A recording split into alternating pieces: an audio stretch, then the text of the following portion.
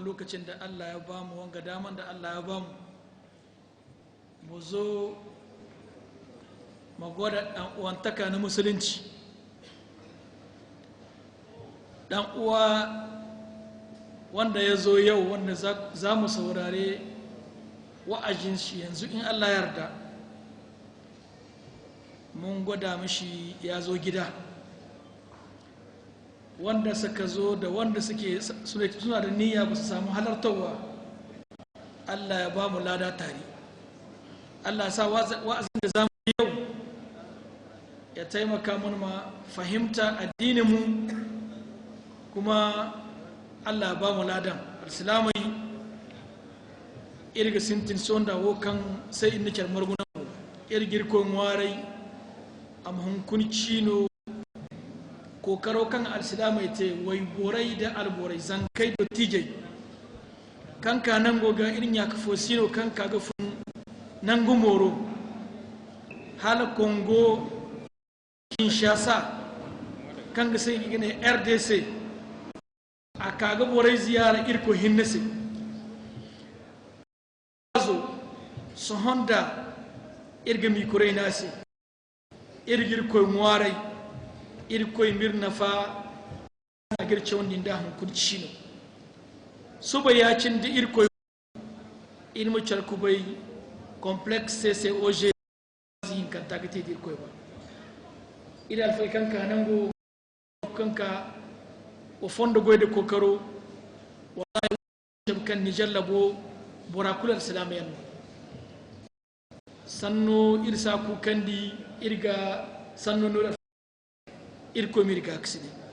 Chers frères et sœurs, nous remercions Allah qui nous a donné cette occasion ici, une fois de plus, pour honorer l'invité des musulmans du Niger. Il y a des gens qui ont quitté déjà l'intérieur du pays pour venir suivre cette conférence. Il y a des gens qui ont quitté Filengue, ça fait près de 200 km de Niamey. Des gens ont quitté Tilaberi et ailleurs pour se joindre à nous ce soir pour cette première conférence de notre frère Cheikh Abdul Majid, à qui nous demandons, Inch'Allah, de partager avec nous la fraternité islamique qui nous a unis. On s'est aimé avant de se voir. À travers ces multiples débats qu'il a animés dans la télévision congolaise de Brazza, nous l'avons aimé et nous demandons aux frères de nous faire des invocations pour que Allah le protège, et le sauvegarde et le renforce dans sa foi. Et Inch'Allah, chers frères, nous allons Inch'Allah commencer par la lecture du Coran. Nous allons demander à un frère de venir nous lire le Coran pour quelques minutes avant de commencer la conférence. La deuxième conférence, celle de demain, c'est au CCOG, au complexe. La troisième conférence, le dimanche, c'est à la mosquée Amir Sultan, sur la route de l'aéroport. Et la dernière conférence, c'est à l'université Abdelmoumin Diofo de Niamey, donc à l'université de la rive droite. Ça va s'arrêter le lundi, Inch'Allah. Nous allons écouter le Coran.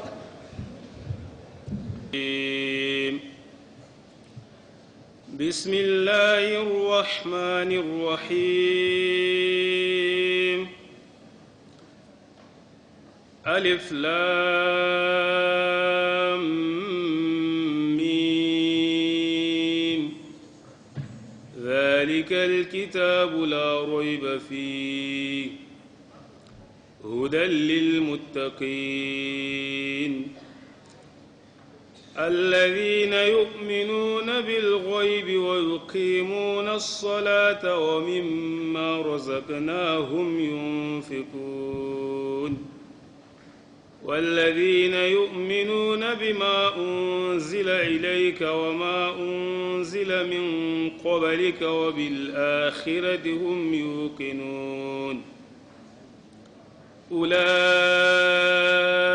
على هدى من ربهم وأولئك هم المفلحون إن الذين كفروا سواء عليهم أأنذرتهم أم لم تنذرهم لا يؤمنون ختم الله على قلوبهم وعلى سمعهم وعلى أبصارهم غشاوة ولهم عذاب عظيم ومن الناس من يقول آمنا بالله وباليوم الآخر وما هم بمؤمنين يخادعون الله والذين آمنوا وما يخدعون إلا أنفسهم وما يشعرون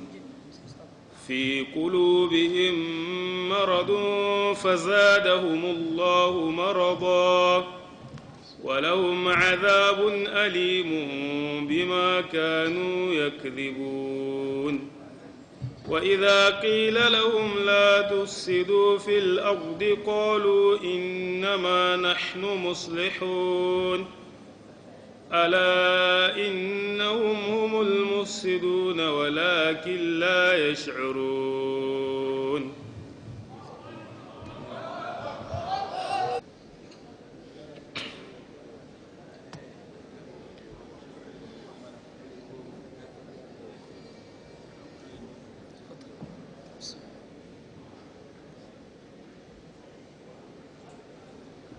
السلام عليكم ورحمة الله وبركاته.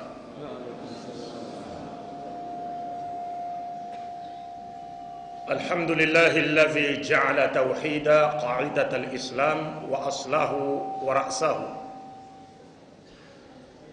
والصلاة والسلام على من لا نبي بعده وعلى آله وأصحابه وعلى جميع الأنبياء والمرسلين ومن تبعهم بإحسان إلى يوم الدين. أما بعد،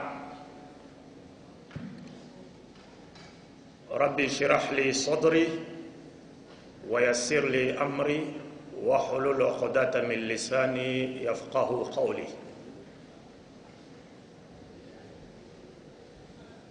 ربنا لا علم لنا إلا ما علمتنا إنك أنت العليم الحكيم.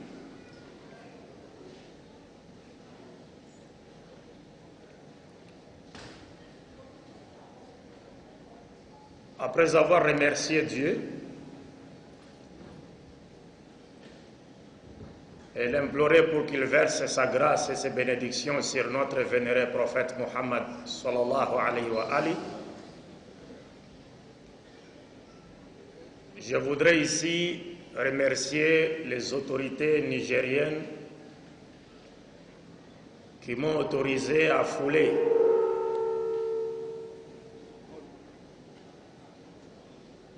la terre bénite de ces pays et d'y séjourner en toute sécurité et dans de très bonnes conditions.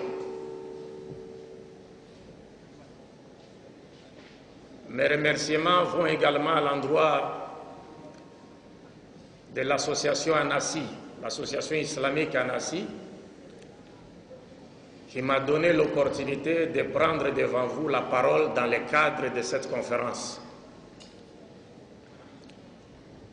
Et enfin, je voudrais remercier notre frère qui a, il y a de cela quelques secondes, remis le déroulement de cette conférence entre les mains de Dieu par sa belle lecture du Saint-Coran. Que Dieu mette cela dans la balance de ses bonnes actions, le jour où il n'y aura d'ombre que la sienne. Pour les autorités de ces pays, étant donné que tout pouvoir vient de Dieu, mais toute pensée ne vient pas de Dieu, Je voudrais ici prier Dieu et implorer Dieu en leur faveur pour qu'il puisse éclairer leurs pensées et qu'il leur accorde la sagesse et l'intelligence qu'il faut pour qu'ils dirigent, pour qu'ils puissent mieux diriger ces pays pour l'intérêt, n'est-ce pas, de sa population ou le bien-être de sa population.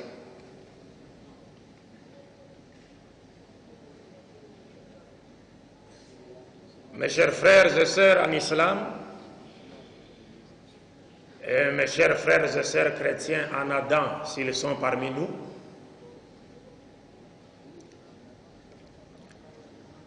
je suis votre frère Abdulmajid Oukasso Bouya Abdulmajid de la République démocratique du Congo. Un pays de plus de 70 millions d'habitants. Plus de 470 tribus, ethnies et langues.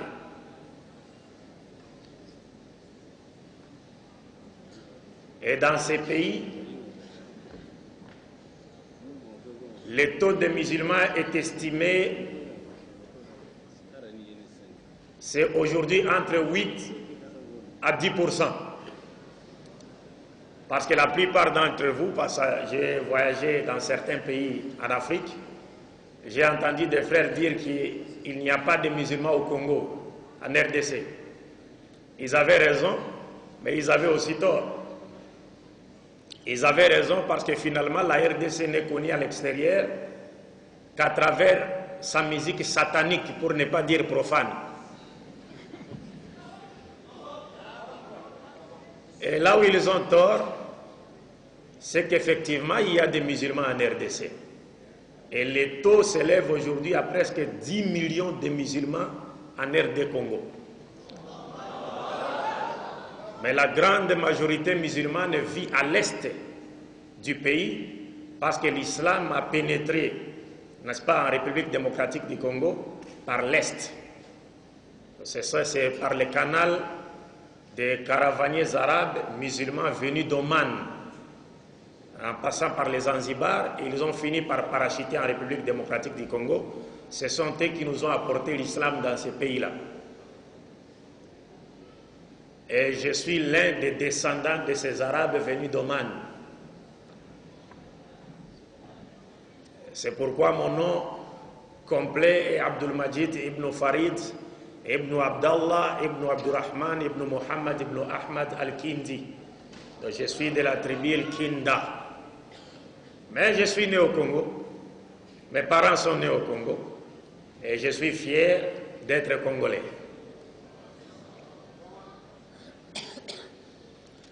Aujourd'hui, je me retrouve au Niger dans le cadre d'une visite de courtoisie que j'ai bien voulu rendre à mes frères et sœurs de ces pays suite à leur demande. Parce qu'il y a certains frères nigériens qui travaillent chez moi dans les organismes internationaux et qui m'ont transmis, qui m'ont fait comprendre l'ardent désir, n'est-ce pas, de mes frères et sœurs nigériens de me voir un jour visiter ces pays. Et par la grâce de Dieu, je me retrouve aujourd'hui parmi vous et je suis plus qu'à l'aise parce que je me retrouve parmi mes frères et sœurs musulmans. Je me retrouve parmi les gens où nous nous sommes tous réunis sous la bannière de La ilaha illallah Muhammadun Rasulullah. Et sous ce drapeau de l'islam, il n'y a aucune distinction de race, de tribu, d'ethnie. Et le meilleur d'entre vous ou d'entre nous est celui qui craint Dieu le plus. Un point, un trait. Et pour moi, il n'y a pas de plus grand de me sentir aimé par mes frères et sœurs musulmans de ces pays pour Dieu et en Dieu. Il n'y a pas de plus grande joie que celle-là. Parce que finalement, je ne vous ai rien donné. Vous savez qu'on ne peut pas atteindre le monde entier par sa richesse. Mais on peut atteindre le monde entier par son savoir-vivre et aussi par les services qu'on pourra rendre au monde. Est-ce qu'il y a de plus grands services que nous pouvons aujourd'hui rendre au monde que celui de transmettre le message salvateur de l'islam qui est destiné à tirer l'humanité des ténèbres spirituelles vers la lumière parfaite? Il n'y en a pas. Et prêcher l'islam pour moi, mes chers frères et sœurs, n'est pas un travail. Ce n'est pas mon travail. Nous avons aujourd'hui réalisé plus de 10 CD avec les frères qui sont restés à Kinshasa, lesquels CD sont aujourd'hui vendus dans différents pays, notamment en Europe, plus de 10 CD. Mais nous n'avons exigé des personnes de nous donner même 1 franc. Parce que nous ne l'avons pas fait pour l'argent. Nous ne l'avons pas fait pour l'intérêt, n'est-ce pas, passager de ce monde. Mais nous l'avons plutôt fait pour Dieu, pour l'amour que nous portons dans notre cœur, n'est-ce pas, vis-à-vis de notre religion, de notre prophète, Mohammed sallallahu alayhi wa sallam. Donc prêcher l'islam pour moi, ce n'est pas un travail, mais c'est un devoir sacré. C'est un devoir sacré que je me dois d'accomplir. Et je pense que cela est l'état également de mes frères et sœurs de ce pays. C'est-à-dire chacun de nous est appelé à faire passer le message de l'islam dans son cercle, théoriquement et pratiquement. Théoriquement par la connaissance, s'il a appris l'islam, et pratiquement s'il s'efforce à devenir une incarnation pratique des vraies valeurs spirituelles et morales de l'islam.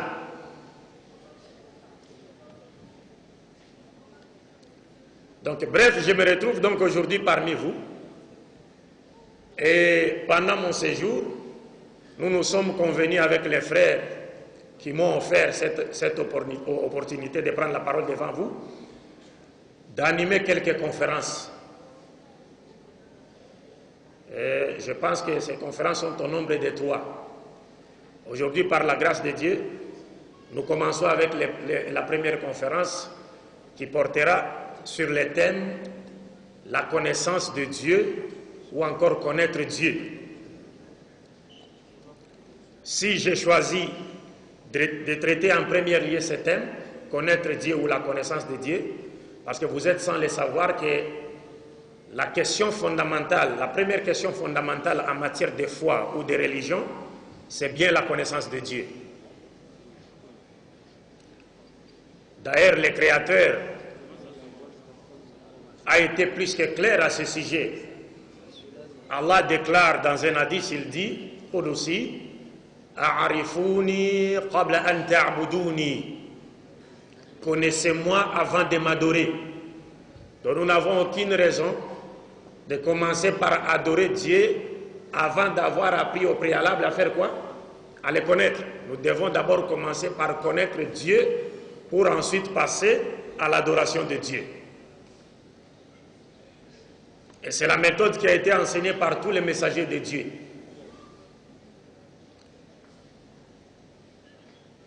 Cela implique à dire que si une religion, prétendue religion, ou un mouvement spirituel n'offre pas une vraie conception de la divinité, il ne peut en aucune manière provenir de Dieu.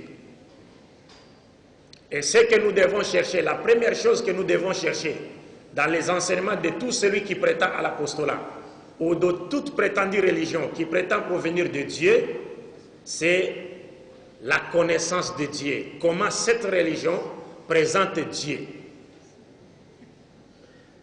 Sans cela, nous tomberons entre les filets du diable.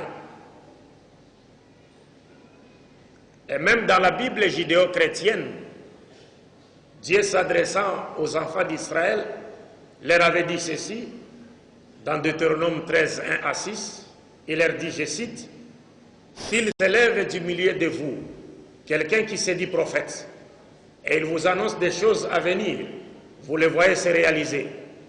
Il fait des miracles, vous les voyez s'accomplir, donc des prodiges, vous les voyez s'accomplir.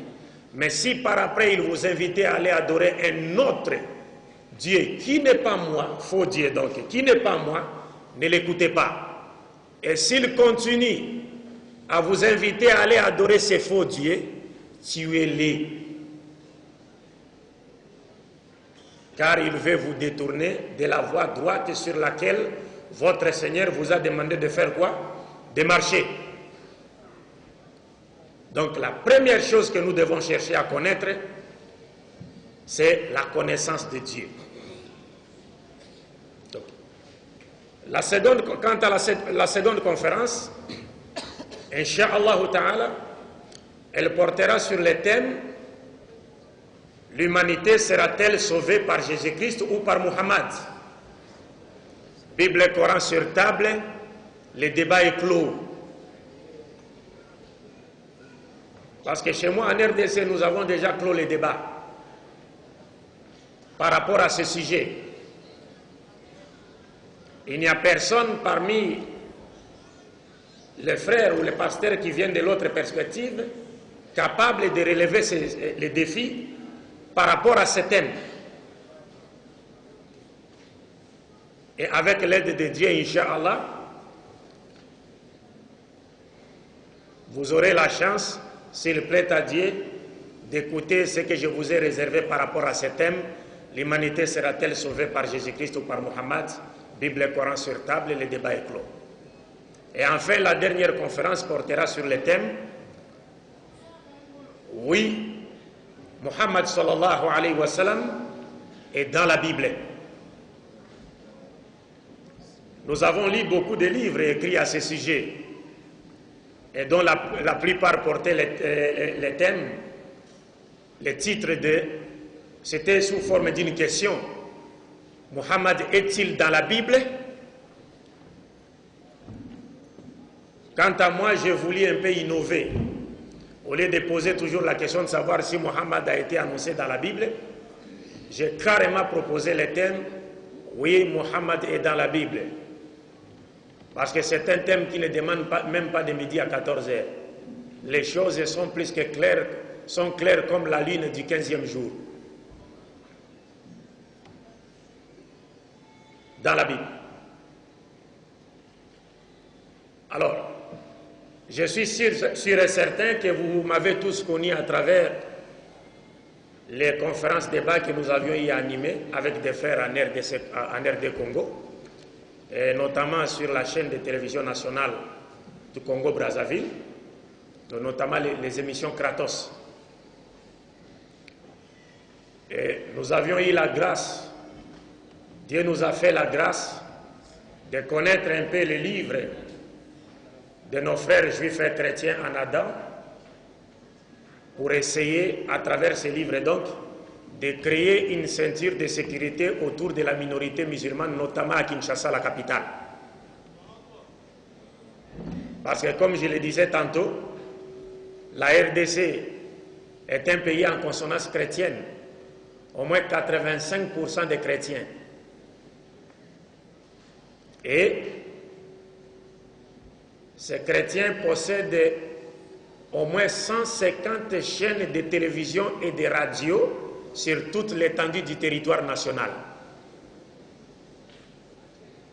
Et à Kinshasa, la capitale de la République démocratique du Congo, les chrétiens possèdent 17 chaînes de radio et 13 chaînes de télévision chrétiennes, sans compter les chaînes de télévision et de radio profanes dont les responsables sont des chrétiens, ce qui fait qu'une vingtaine d'émissions chrétiennes passent hebdomadairement sur ces chaînes-là, parce que les responsables sont des chrétiens. Et nous, musulmans, dans cet océan médiatique, nous n'avons pratiquement rien, si ce n'est la vérité qui nous a été apportée par les champions de Tawhid, Muhammad sallallahu alayhi wa sallam. Et cette vérité qui continue à faire des victimes dans les rangs des autres, de sorte qu'aujourd'hui à Kinshasa ou en République démocratique du Congo, nous avons encore besoin de nouvelles mosquées, parce que toutes les mosquées sont pleines. Les gens prient jusque dans des rues. Il n'y a plus de mosquées.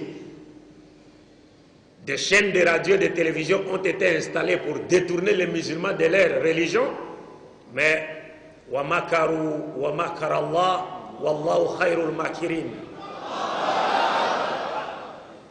Dieu a fait une contre-attaque et il continue à donner à l'islam la victoire par la grâce de Dieu. Et ce qui fait qu'aujourd'hui en RDC, parce que les églises ici, vous ne connaissez rien sur le christianisme, par la grâce de Dieu, vous avez des frères comme Mustafa qui s'y connaissent dans les domaines, dans son souci de défendre l'islam. Il a appris la Bible, n'est-ce pas? Parce que c'est mieux aussi parfois de fuir les poissons par sa propre graisse. Donc moi et lui, nous sommes dans les mêmes paniers. Nous sommes des fils de l'islam invincible. Nous ne sommes pas des invincibles. C'est l'islam qui est invincible. Et il le restera jusqu'à la fin des temps, n'en déplaise aux mécréants.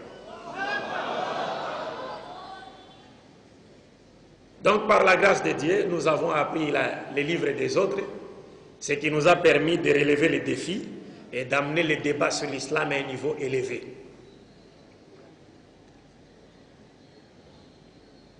Donc chez nous, ici, vous ne connaissez rien du christianisme. Et c'est notre musique satanique congolaise qu'on importe jusqu'ici pour pervertir, n'est-ce pas, le mœurs des Nigériens. Mais moi, je viens de ces pays et cette musique ne m'a jamais influencé. Je vis dans un quartier qu'on appelle Matongé. C'est là où tous les grands musiciens font leurs répétitions. Tous les grands musiciens. Donc, nous sommes comparables au prophète Moïse, que la paix de Dieu soit sur lui, qui a séjourné dans la maison de Pharaon. Pour mieux le connaître et ensuite se retourner contre lui. Alors donc quand je viens de la République démocratique du Congo, c'est pour vous dire, mes chers frères, nous là-bas, bien que nous ne soyons pas majoritaires, mais nous n'avions jamais été infectés par cette musique. Et vous avez la grâce d'être majoritaire au Niger, vous avez la grâce, n'est-ce pas, d'avoir l'islam parmi vous depuis vos ancêtres jusqu'à ce jour. Alors ne trahissez pas la religion de Dieu en vous laissant distraire par des choses qui vous viennent d'ailleurs, qui pourraient aujourd'hui vous détourner de votre religion. Donc chez nous, à Kinshasa seulement, le nombre d'églises à Kinshasa est plus élevé que le nombre de mosquées à la Mecque. À Kinshasa seulement, nous avons plus de 10 000 groupes de prières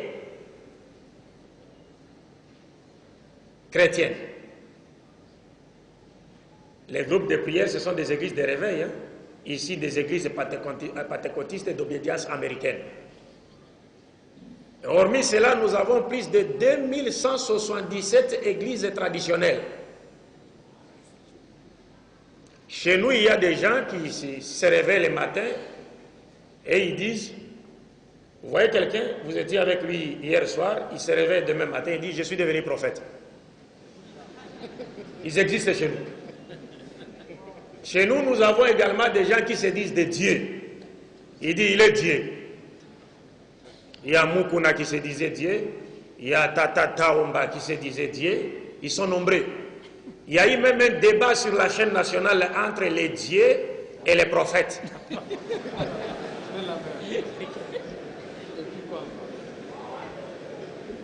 Et les journalistes ont demandé à un pseudo-prophète, monsieur le prophète, reconnaissez-vous le dieu Mukuna? Il a répondu, non, je ne le connais pas. Et on a demandé au pseudo-dieu, ben, reconnaissez-vous le prophète Moukoubi là? Il a dit, je ne l'ai même pas envoyé.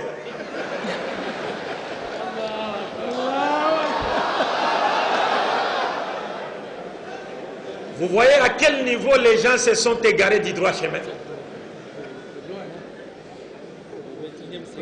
Un jour, on a vu un pseudo-dieu qui était dans sa voiture. Et sa voiture est tombée en panne. C'était dans un milieu public, à Matongé effectivement. Et il a demandé de l'aide. Maintenant, les gens ne savaient pas. Ils se sont rapprochés. Ils ont bien voulu l'aider pour démarrer sa voiture. L'un d'eux l'a reconnu. Il a dit, oh, mais c'est pas Dieu Moukouna. Ta voiture est tombée en panne. Il dit, mais qu'est-ce que voulez-vous? Aidez-moi plutôt. Mes chers frères, ça existe en RDC. Nulle part ailleurs. Nulle part ailleurs en tout cas. C'est une particularité de la RDC. Donc, mais par la grâce de Dieu, l'islam est en train petit à petit, n'est-ce pas, de transformer ce pays. Avec l'arrivée du défunt président Laurent Désiré Kabila, que son âme repose en paix, puisqu'il fut un musulman. Laurent Désiré Kabila fut un musulman et sa famille est en majorité musulmane, n'est-ce pas? Et aujourd'hui, les musulmans se retrouvent dans le gouvernement actuel qui est dirigé par son Excellence le président Joseph Kabila, que Dieu l'assiste, parce qu'il a de très bonnes intentions pour ce pays-là. Mais comme vous le savez, notre politique a toujours été décidée à l'extérieur. Donc les pays africains, nous n'avons pas encore été indépendants. Parce que notre politique continue à être décidée à l'extérieur. Notre diamant en RDC, c'est le pays le plus riche du monde. La RDC est le pays le plus riche du monde par ses ressources naturelles et par ses réserves minérales souterraines. Mais malheureusement, ce pays est considéré comme étant le plus pauvre. Et c'est là grâce à cause de quoi? De la politique sadique de l'Occident vis-à-vis de ce pays. Cette politique qui a créé une guerre à l'est de la République démocratique du Congo et qui a fait beaucoup de victimes dont la majorité sont des musulmans. Et c'est là à cause de quoi? C'est du cobalt congolais. Le cobalt qui est aujourd'hui utilisé dans l'industrie aéronautique américaine et dans la fabrication des téléphonies mobiles et ordinateurs et autres. Mais, avec la grâce de Dieu, nous continuons à exister et l'islam continue à confirmer sa présence en RDC, Inch'Allah Ta'ala. Donc, pour ne pas abuser de votre temps, je disais donc que le thème que j'ai choisi de traiter ce soir dans le cadre de cette conférence s'intitule « Connaître Dieu », la connaissance de Dieu. La connaissance de Dieu fait partie des premiers sujets qui ont été abordés ou traités par tous les messagers de Dieu dans les différentes dispensations prophétiques. Parce que je me dois ici de rappeler et de souligner avec force qu'il n'y a jamais eu plusieurs religions provenant de Dieu. Pas du tout. Il faut qu'on se dise la vérité. Parce que nous savons que le langage que les autres voudraient qu'on utilise, c'est celui de dire il y a plusieurs religions provenant de qui? De Dieu. Mais selon le Coran, il n'y a jamais eu plusieurs religions provenant de Dieu. Il n'y a qu'une seule religion que Dieu a révélée à toute l'humanité, mais cette religion a connu plusieurs dispensations prophétiques dans l'espace et dans le temps.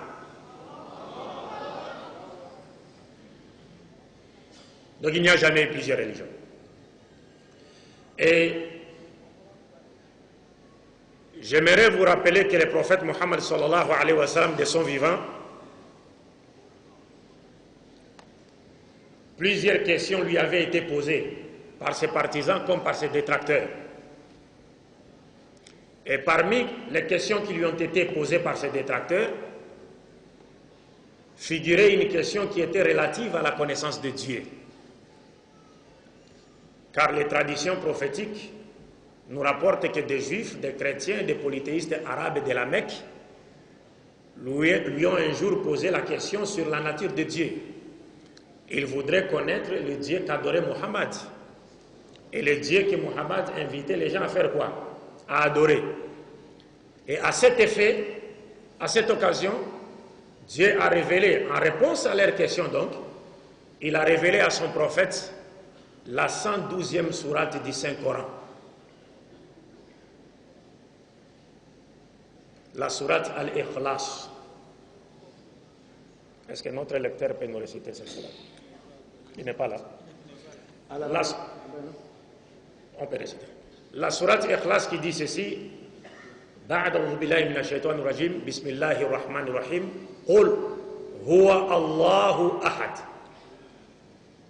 Allahu samad, lam yalid wa lam yulad wa lam yakul lahu kufuwan ahad. Dit, lui c'est Allah l'unique, As-Samad,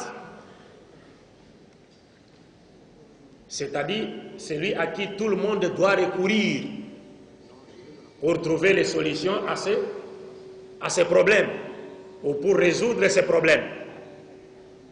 Lam yalid wa lam yulad, il n'a pas enfanté, n'a pas été enfanté non plus. Wa lam yakun lahu kufuwan ahad, et nul n'est égal à lui, ou encore nul n'est semblable à lui. Donc mes chers frères et sœurs, je vous informe donc que le sujet de ce soir sera basé sur une analyse, une brève analyse bien sûr, de la sourate Al-Ikhlas, la 112e chapitre du Saint-Coran, la 112e sourate du Saint-Coran, qui, du moins pour ceux dont les paupières de discernement ne dorment pas, constitue une arme de destruction massive que Dieu a donnée aux croyants pour détruire toutes les forteresses de superstition sur Dieu. Vous constaterez avec moi qu'en 4 courtes phrases que constitue cette sourate, Dieu a indiqué et réfuté toutes les fausses doctrines qui existent sur cette terre et qui n'ont rien à voir avec la nature du Dieu véritable.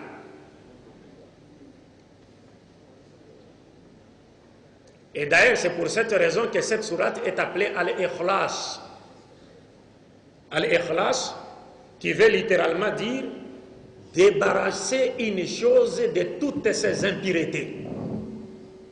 Donc, coraniquement, la sourate Ikhlas a pour mission, n'est-ce pas, de présenter Dieu en débarrassant sa personne de toute impureté d'idées idolâtres et polythéistes. Donc, sans plus tarder, nous allons donc commencer avec les premiers versets de cette sourate bénie. Le premier passage nous dit ceci: lui dit Qul huwa Allahu ahad, dit lui c'est Allah l'unique. Remarquez que dans ces premiers passages de la sourate Ikhlas, le prophète Mohammed sallallahu alayhi wa sallam commence d'abord par nous indiquer le nom de son Seigneur. Il dit, il est Allah. Il indique le nom du Créateur. Parce que Allah est le vrai et personnel nom de Dieu. Tandis que les autres noms de Dieu, en arabe comme dans d'autres langues, ne sont que des attributs de Dieu. Mais Allah est le nom propre de Dieu en langue arabe. Et cela de par son sens. Il faut que je sois bien compris. Parce que la plupart des gens voient surtout la forme. C'est-à-dire, ils disent, mais Allah c'est en arabe. Mais si Allah c'est en arabe, comment voulez-vous qu'Allah en arabe soit le nom propre de Dieu? Le problème n'est pas celui de la forme, mais plutôt celui le fond, le fond. Parce que la sourate Ikhlas, en réalité, est une définition même du nom Allah. Donc, Allah est le nom propre de Dieu en langue arabe. Il n'est pas comme les autres noms que l'on a donnés à Dieu. Par exemple, le nom Yehowa, chez les Juifs, c'est le tétragramme Yod, He, Waou, He. En hébreu. Ce tétragramme est considéré comme étant le nom propre de Dieu par les Juifs. Mais, selon le Coran, le tétragramme ne peut en aucune manière être considéré comme étant le nom propre de Dieu. Parce que les tétragrammes Yod, He, Waou, He n'indiquent qu'un seul caractère de Dieu. Parce que le tétragramme Yod, He, Waou, He nous vient du verbe être en hébreu Haya. C'est-à-dire, c'est la caractéristique du verbe être en hébreu Haya conjugué à 3 temps. Le passé, le présent et le futur. Donc, Yehowa ou bien Yahoua veut simplement dire celui qui existe dans l'espace et dans le temps. Il est là.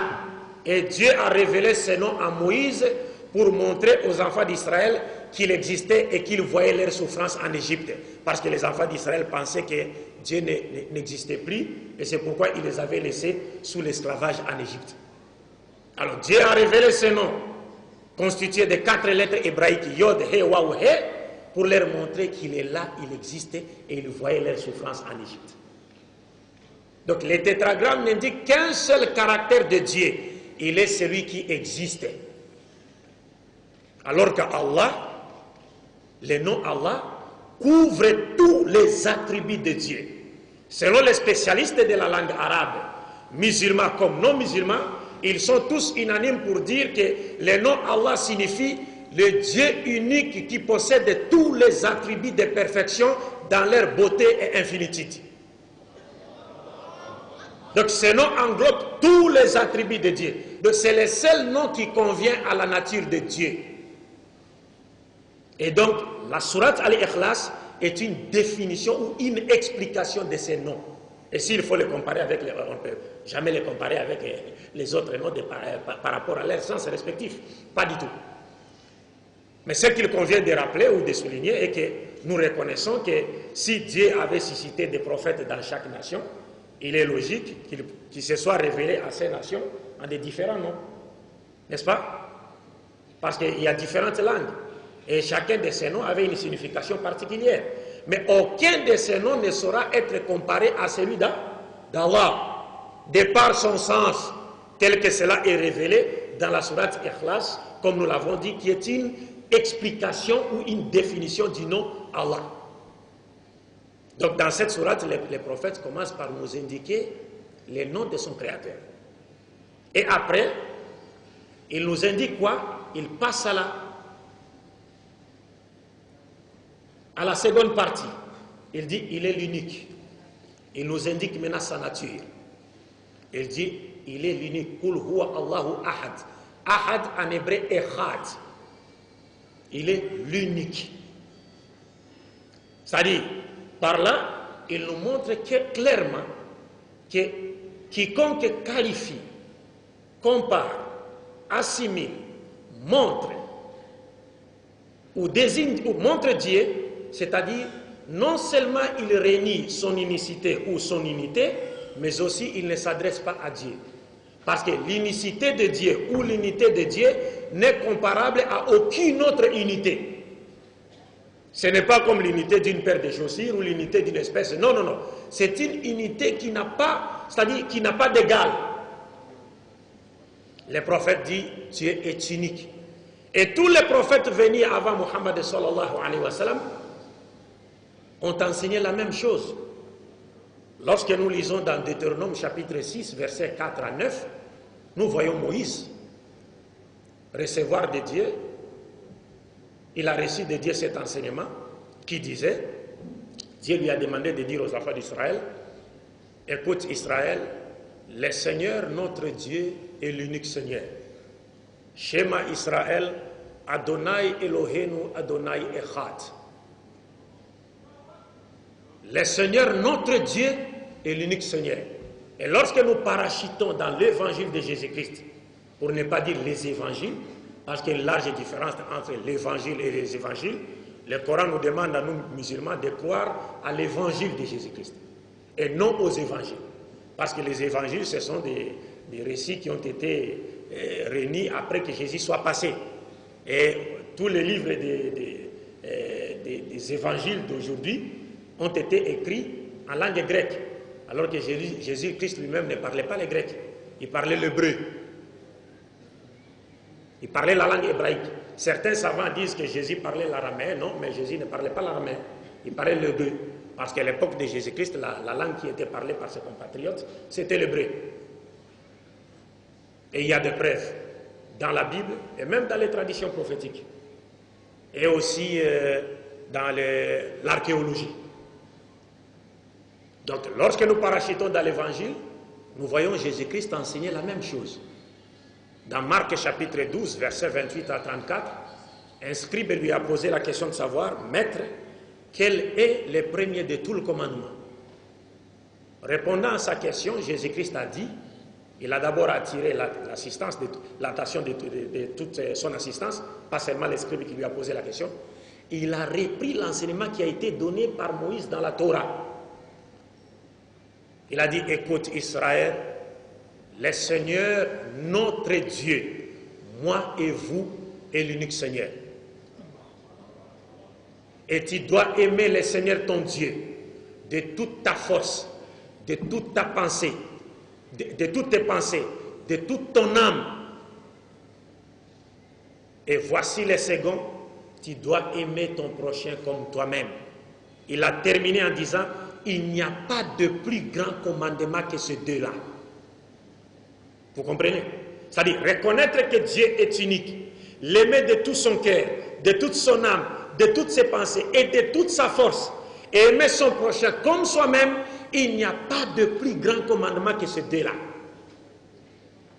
Et ailleurs, Jésus-Christ dans Matthieu 10, il dit quoi? Il dit, toute la loi et tous les prophètes dépendent de ces deux commandements.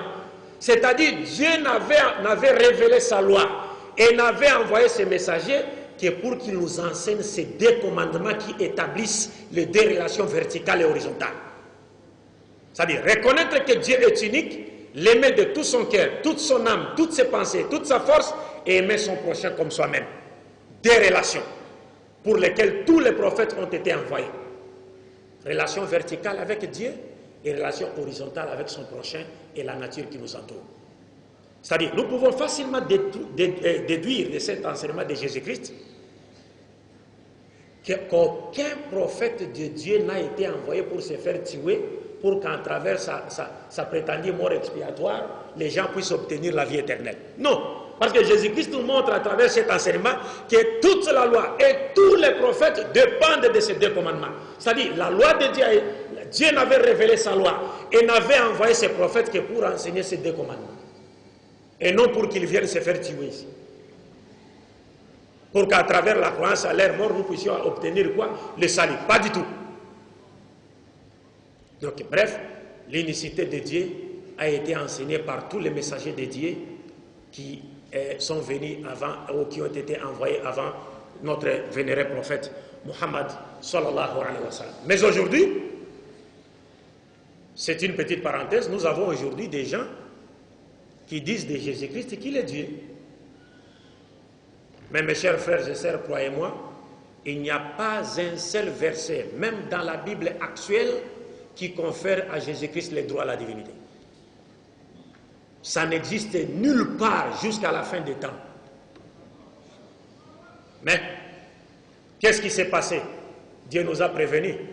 Tallahi, laqad arsalna ila umami min qablik. فَزَيَّنَ لَهُمُ الشَّيْطَانُ أَعْمَالَهُمْ إِلَى آخِرِ الْآيَةِ. Qu'est-ce qui s'est passé? Dieu nous a prévenus. Il a confirmé, il a affirmé qu'il a envoyé des prophètes vers toutes les nations avant la venue de Muhammad sallallahu alayhi wa sallam. Mais après le passage de ces messagers, Satan est venu pour égarer leur peuple du droit chemin.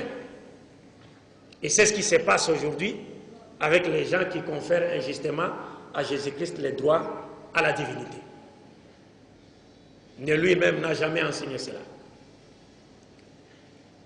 Le deuxième passage de la sourate Al-Ikhlas dit ceci: Allahu Samad.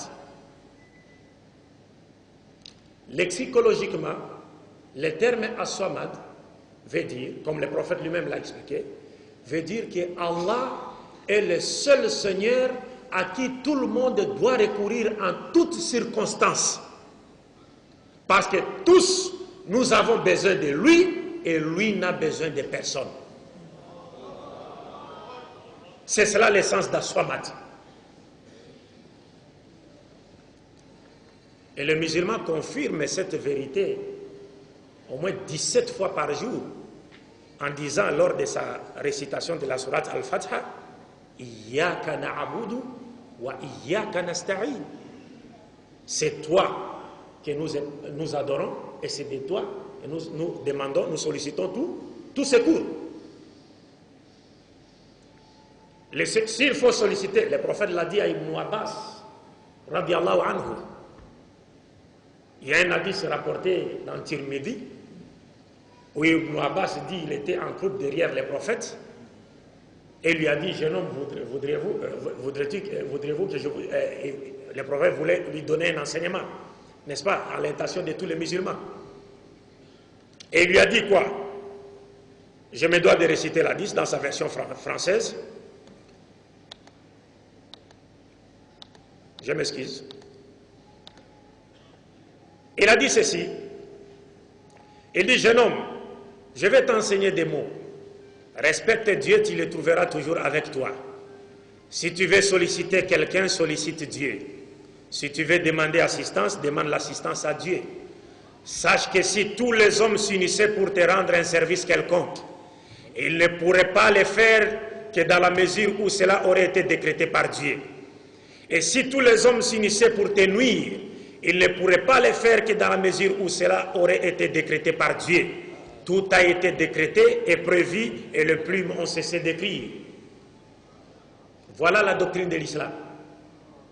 Mais aujourd'hui, chez moi par exemple en RDC, vous verrez des gens qui s'adressaient à Jésus-Christ, n'est-ce pas, pour trouver des solutions à leurs problèmes. C'est pourquoi à l'époque j'avais écrit un thème intitulé « Les miracles par le nom de Jésus-Christ en RDC sont-ils d'origine divine ou satanique ?»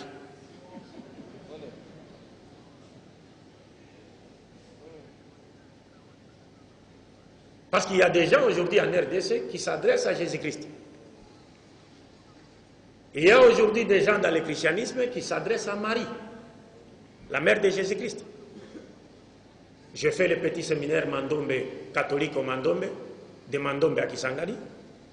Donc, dans la prière qu'on appelle « Je vous salue Marie », il y a une phrase qui dit « Je vous salue Marie, Mère de Dieu ». Je vous salue Marie, Mère de Dieu. Et on implore Marie, on demande à Marie de prier pour nous pauvres pécheurs. On demande à Marie. On dit Marie, Mère de Dieu.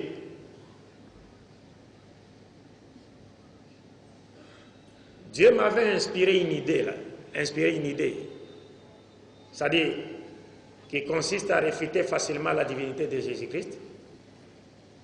Et c'est juste une petite question. Quand je rencontre des pasteurs, je leur pose la question de savoir, Jésus-Christ a-t-il été Dieu dans le ventre de sa mère ou non? C'est une petite question. Si oui, donnez des preuves. Et sinon, quand devint-il Dieu? C'est après avoir quitté le ventre de sa mère? Parce qu'on dit Marie, Mère de Dieu. Nous respectons Marie. Il y a toute une sourate qui porte son nom dans le Coran. Alors, j'ai posé cette question à différents pasteurs. Et aucun d'entre eux n'a accepté que Jésus soit Dieu, ait été Dieu dans le ventre de sa mère? Aucun.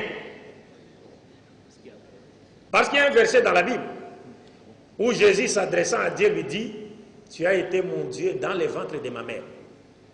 Donc si tu me disais Jésus était Dieu dans le ventre de sa mère, je vais vous donner le verset là où Jésus dit Dieu était son Dieu dans le ventre de sa mère. Donc cela implique à dire que vous serez en train de dire à Jésus-Christ ce qu'il n'a pas dit. Et si vous me dites que non, il devient plutôt Dieu après sa naissance, mais Dieu ne devient pas Dieu. Il est Dieu avant comme après la création et nul n'est égal à lui.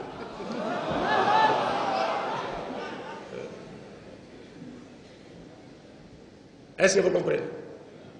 Alors, mais aujourd'hui, il y a des gens qui s'adressent à Jésus-Christ. La prière faite au nom de Jésus. Mais la prière faite au nom de Jésus est de trois sortes. Elle est de trois sortes.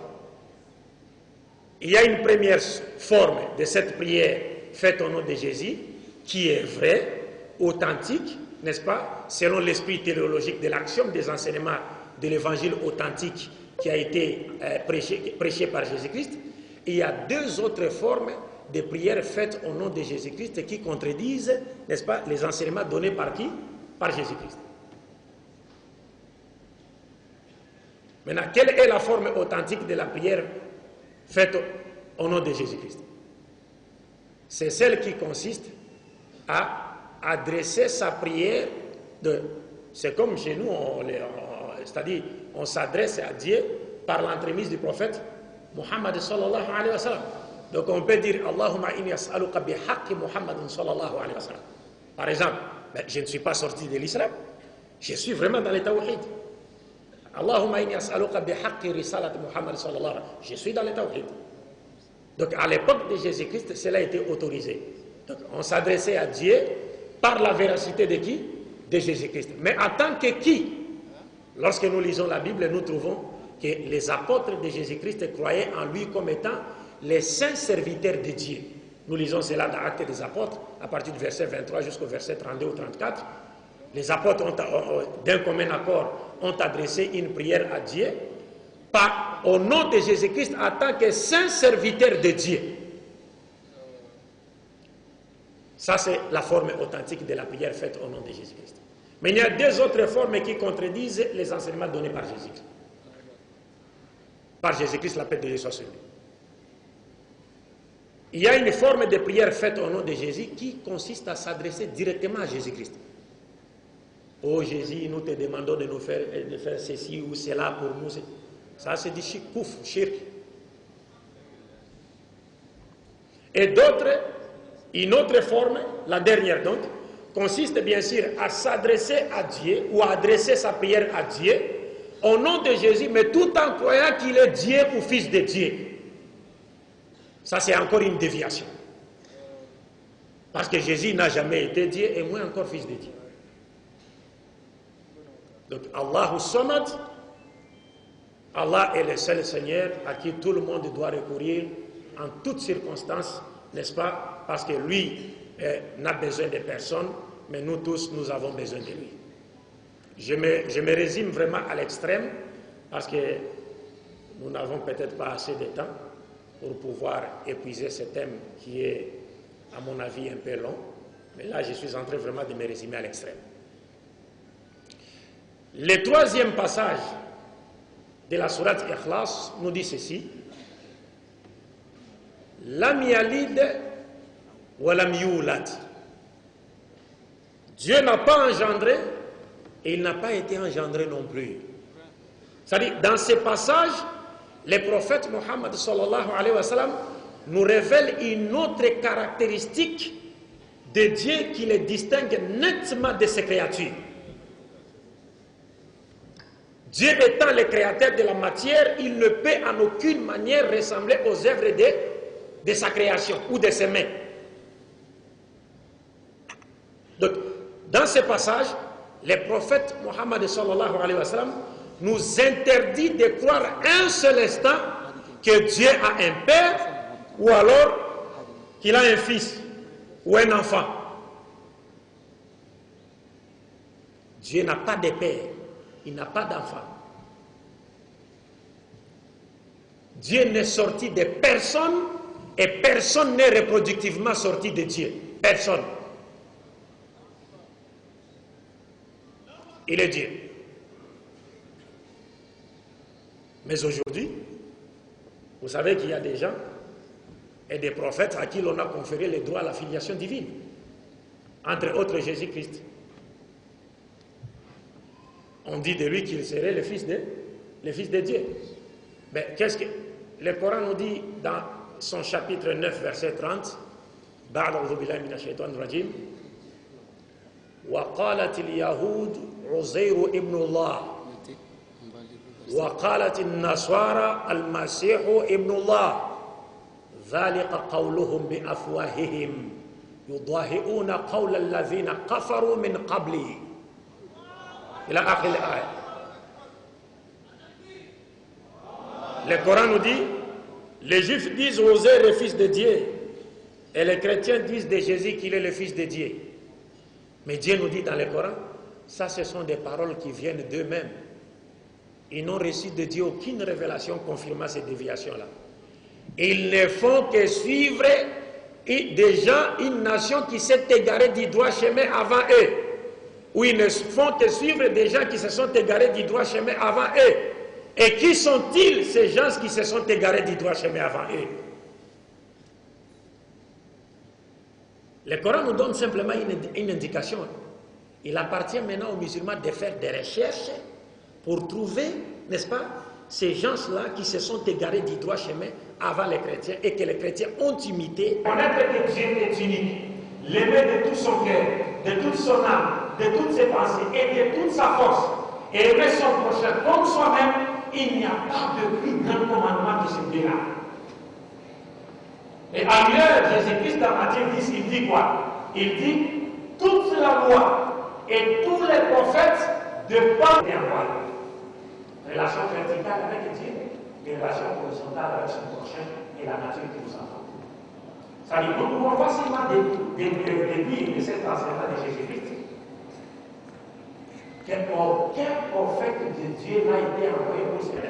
Non, parce que Jésus-Christ, tout le monde à travers cet enseignement, avait révélé sa loi et n'avait envoyé ses prophètes que pour enseigner ses démons. C'est le Seigneur à qui tout le monde doit recourir en toutes circonstances. Parce que tous, nous avons besoin de lui et lui n'a besoin de personne. C'est cela l'essence de la Shabbat. Au moins 17 fois par jour, en disant lors de ça des noms de divinités païennes gréco-romaines. Lundi, c'est la déesse Lune. Mardi, c'est le dieu de guerre chez les Romains et les Grecs. Mercredi, c'est le dieu Mercure. Jeudi, c'est le dieu Jupiter. Vendredi, c'est la déesse de beauté, la déesse Vénus. Samedi, c'est le dieu Saturne. Et le dimanche, c'est le jour du dieu Soleil, qu'adoraient les Romains. Vous comprenez? Et cette journée a été imposée aux chrétiens par l'empereur romain Constantin le Grand, qui adorait le dieu Soleil.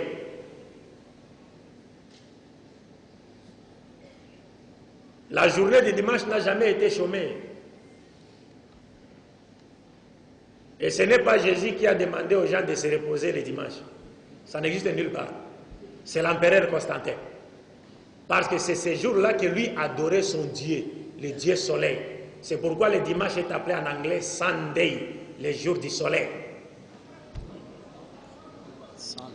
Sunday, le jour où l'on adorait le Dieu Soleil.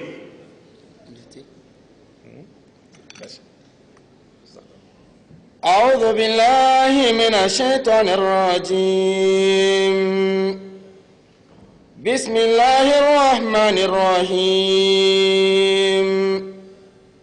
قل هو الله أحد الله الصمد لم يلد ولم يولد ولم يكن له كفوا أحد. Jazakumullahu khair al-jaza. J'aime cette façon de lire le Coran. Peut-être que je reviendrai encore au Niger pour apprendre cette façon de lire le Coran.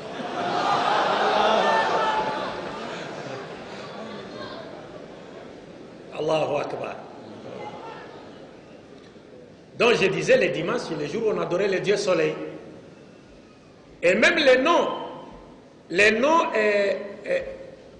des mois dans le calendrier grégorien, ce sont des noms de divinités païennes. Janvier, c'est le dieu Janus. Il avait deux visages. C'est-à-dire un visage qui regarde l'année écoulée et un autre qui regarde l'année à venir. Et février, bon, c'est le jour où ils célébraient leur mort, n'est-ce pas? Ils faisaient des incantations, ainsi de suite. Mars, c'est encore le dieu des guerres chez les Romains et les Grecs. C'est pourquoi même le terme art martial est venu de Mars, le dieu de la guerre, l'art de combat. Et avril, c'est la déesse de beauté, Aphrodite. Mai, c'est le dieu Maïa. Juin, c'est la mère de Jupiter, la mère du dieu Jupiter. Ça, c'est juin, Juno. Et juillet, c'est le nom de l'empereur Julius Caius Caesar, Jules César. Parce que c'est Jules César qui a corrigé l'antique calendrier romain, qui avait plus de 400 quelques jours. Il a réduit en 365 jours, mais il a commis une erreur. Parce que les années bissextiles venaient au moins 8 ans après, quelque chose comme ça. Donc, à l'honneur à ce qu'il a, en reconnaissance à ce qu'il a fait, donc les Romains lui ont dédié le mois de juillet. Julius Caius Caesar, Jules César. Mais alors, lorsque l'empereur Auguste est arrivé au pouvoir, il a corrigé l'erreur qu'avait commis qui? L'empereur Jules César. Il a corrigé cela et, en signe de reconnaissance, les Romains lui ont dédié le mois d'août, Augustus. Ça porte le nom de l'empereur Auguste. Mais ce mois n'avait que 30 jours. Tandis que le mois de juillet avait 31 jours. Alors les Romains se sont dit, mais non, Jules César fut un grand, et Auguste également c'était un grand. Donc Jules César ne peut pas avoir plus de jours qu'Auguste. Donc ils ont amené le mois d'août à 31 jours. Donc juillet a eu 31 jours et le mois d'août 30. Ce sont les deux mois qui se suivent et qui ont 31 jours. Et malgré cela, il y avait encore une erreur dans ces calendriers-là, parce que j'ai étudié tous ces calendriers, plus de 100 calendriers, et j'ai trouvé qu'il n'y a aucun calendrier sur cette terre qui soit plus correct que le calendrier islamique qui suit le cycle lunaire. Oui. Donc, il y a eu toujours erreur dans ces calendriers, et le pape Grégoire XIII est venu pour corriger cette erreur-là. Il y avait 10 jours de plus. Et nous étions un jeudi le 4. Le pape Grégoire a dit non, demain vendredi c'est le 15. Du 4 au 15. Le pape Grégoire XIII. C'est pourquoi l'actuel calendrier est appelé le calendrier grégorien. Parce que celui qui l'a modifié, c'est le pape Grégoire XIII. Vous comprenez? Alors Dieu dit, lam yalid wa lam yulad. Je voudrais saisir cette occasion pour mettre en garde les musulmans nigériens par rapport à la célébration des deux fêtes de Noël et de Nouvel An.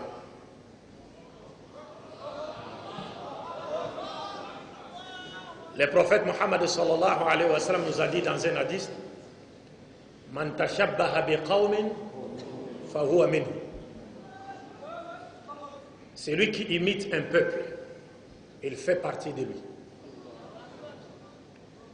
Parce que, oui, dans certains pays musulmans, j'ai constaté cela notamment en Afrique, où des musulmans s'acharnent à fêter la Noël et la Saint-Sylvestre. Mais est-ce qu'ils connaissent au moins les notions contraires à l'islam que véhiculent ces fêtes?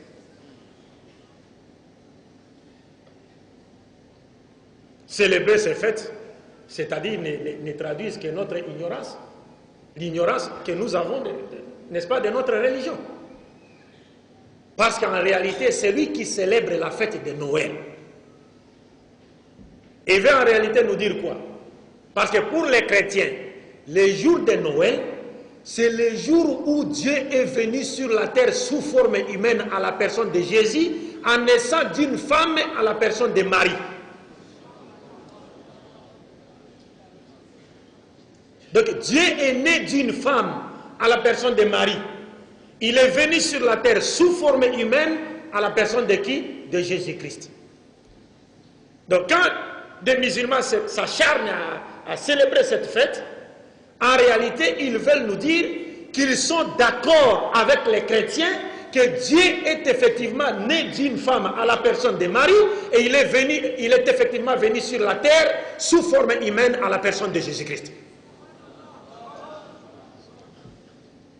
Par conséquent, vous niez ce que Dieu a dit dans cette sourate. Lam yalid wa lam yulad. Vous le niez. Et vous vous mettez dans le camp de ceux qui combattent Dieu et ses prophètes. Voilà l'essence de Noël chez les chrétiens. Donc c'est une fête qui véhicule des notions qui sont contraires à l'islam. Quant à la fête appelée la Saint-Sylvestre, d'abord Sylvestre c'est qui? C'est le nom d'un homme. Sylvestre, c'est le 33e pape de l'Église catholique romaine. Pourquoi lui a-t-on dédié cette journée-là? Le 31 décembre. D'abord, lui-même est né le 31 décembre. Puis il est devenu pape le 31 décembre. Et les catholiques lui ont dédié la journée 31 décembre parce que c'est le pape Sylvestre qui avait pesé de tout son poids pour que la divinité de Jésus-Christ soit imposée sur toute l'étendue de l'Empire romain au concile de Nicée en l'an 325 de notre ère. Donc c'est lui qui a fait que Jésus-Christ soit aujourd'hui reconnu par certains comme étant Dieu. Maintenant, en reconnaissance aux efforts que Sylvestre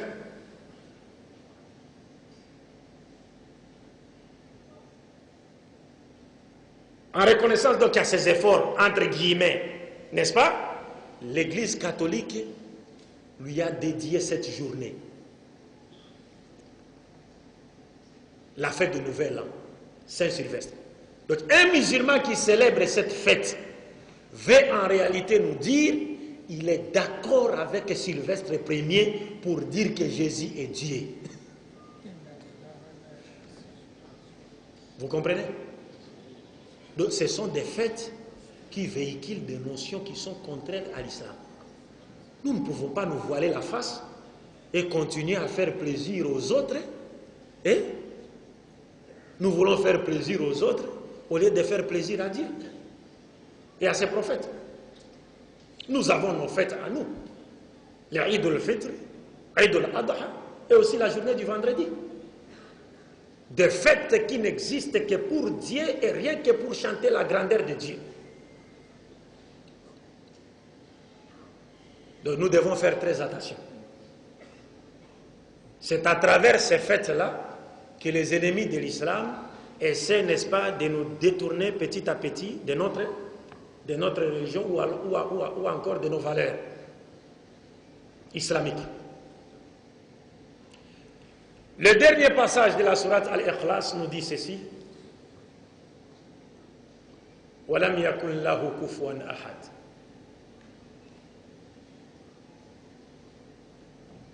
C'est-à-dire, ce verset nous présente Dieu comme étant le tout autre. Laysa kamithlihi shay'. Il est le tout autre. Il est différent de tout ce qui existe. Pourquoi? Parce que tout existant tire son origine de Dieu. Mais Dieu, lui, n'a point d'origine.